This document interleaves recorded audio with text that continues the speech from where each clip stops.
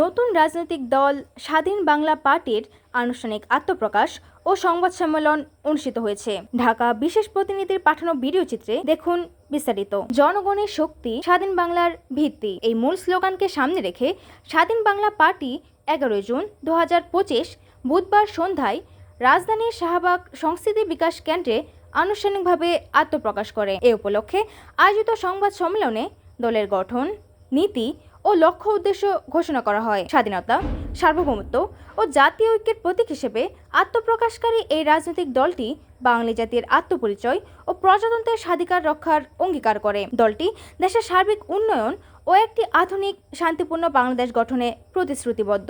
সংবাদ সম্মেলনে শাহ মোহাম্মদ শাহরিয়ার শান্তকে পার্টির চেয়ারম্যান ও মোহাম্মদ মুস্তাফিজুর রহমানকে সাধারণ সম্পাদক করে দলের আনুষ্ঠানিক ঘোষণা দেওয়া হয়। একই সাথে গণতন্ত্র ও নীতিমালার প্রতি আনুগত্য প্রকাশ করে 71 সদস্য বিশিষ্ট কেন্দ্রীয় কমিটি ঘোষণা করা হয়। স্বাধীন বাংলা পার্টি দেশবাসীর জন্য একটি নতুন রাজনৈতিক বিকল্প হিসেবে আত্মপ্রকাশ করল, যারা জনগণের অধিকার ও ন্যায় রাষ্ট্র গঠনে বিশ্বাসী। স্লোগান: জনগণের শক্তি, স্বাধীন বাংলার ভিত্তি।